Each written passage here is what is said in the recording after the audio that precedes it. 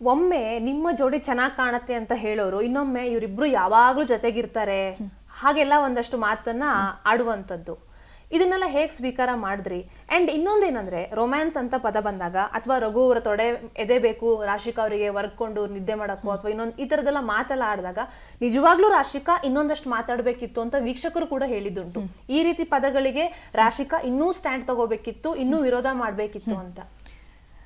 Romance ಅಂತ ಬಂದಾಗ್ಲೂ ಇವಾಗ ನಾವು ಒಬ್ರು ಕೇಳ್ತೀವಿ, ಅವ್ರು ಕೇಳಿದ ತಕ್ಷಣನೇ ಸಾರಿ ನಾನು ಮಾತಿನ ಬರ್ದ ನಿಂಗೆ ಹೇಳ್ದೆ ಹಾಗೆಲ್ಲ ಹೇಳ್ದೆ ಅಂದಾಗ್ಲೂ ನಾನು ಅದನ್ನು ಎಷ್ಟಾಗತ್ತೆ ನಾನು ಅಷ್ಟು ಹೇಳಿದ್ದೀನಿ.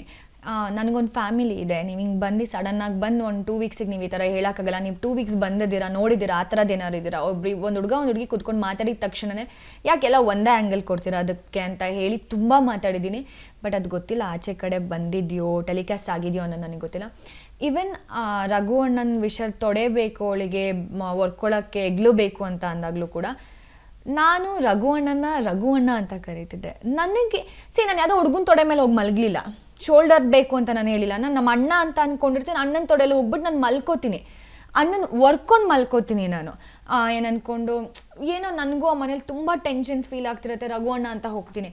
ಅದಕ್ಕೆ ಅವ್ರು ಹೇಳಿದ ತಪ್ಪು, ಆ ತಪ್ಪು ಅಂತ ಅಂದಿದ್ದಕ್ಕೆ ಆ ವಾರ ಪೂರ್ತಿ ಜಗಳ ಆಗಿದೆ. ನಾಮಿನೇಟ್ ಮಾಡಿದ್ದೀನಿ, ಇನ್ನೊಂದು ಯಾವುದೋ ರೀಸನಿಗೆ ಬೈದಿದ್ದೀನಿ. ಆ್ಯಂಡ್ ಅವ್ರು ಹಂಗೆಲ್ಲ ಹೇಳ್ತಾರೆ ಅಂದಾಗ ನನಗೆ ಅನಿಸಿದಷ್ಟೇ ನೀವು ಯಾವ್ಯಾವ ಥರ ಎಲ್ಲ ಯೋಚನೆ ಮಾಡ್ಬೋದು. ಆಮೇಲೆ ನಾಮಿನೇಷನಲ್ಲಿ ಅವ್ರು ಬೇರೆ ಥರ ಅದನ್ನು ಮ್ಯಾನ್ಯುಪ್ಲೇಟ್ ಏನೋ ಮಾಡ್ತಾರೆ, ಆವಾಗಲೂ ನಾನು ವಾದ ಮಾಡಿದ್ದೀನಿ. ಅರ್ಥನೇ ಮಾಡ್ಕೊಳಲ್ಲ ಒಬ್ಬರು ಅಂದಾಗ ಎಷ್ಟು ಅಂತ ವಾದ ಮಾಡ್ತೀರಾ, ಬಿಟ್ಬಿಡ್ಬೇಕು ಆ ಟಾಪಿಕ್ನ. ಆಡಿಯನ್ಸ್ ನೋಡ್ತಿರ್ತಾರೆ, ನಾನು ಯಾವ ರೀತಿಲಿ ನೋಡ್ತಿರ್ತೀನಿ. ಒಬ್ಬರು ಮಲ್ಕೊಂಡ್ರು ಅವ್ರ ತೊಡೆ ಮೇಲೆ ಅಂದಿದ ತಕ್ಷಣವೇ ಆ ಒಂದು ಬಾಂಡಿಂಗ್ ಕೂಡ ನೋಡಬೇಕಾಗತ್ತೆ. ಮಲ್ಗಿದ್ರು ಅಂದಿದ ತಕ್ಷಣ ಅದು ಬೇರೆ ಅರ್ಥನೇ ಕೊಡಬೇಕು ಅಂತ ಏನಿರಲ್ಲ. ಅವರಿಬ್ಬರು ಮಧ್ಯೆ ಏನು ಸಂಬಂಧ ಇದೆ ಅನ್ನೋದು ನೋಡಬೇಕಾಗತ್ತೆ. ಕೆಟ್ಟದಾಗಂತೂ ಏನೂ ಮಾಡಿಲ್ಲ ಅಲ್ಲಿ, ಅಷ್ಟು ಕ್ಯಾಮ್ರಾಗಳಿದೆ.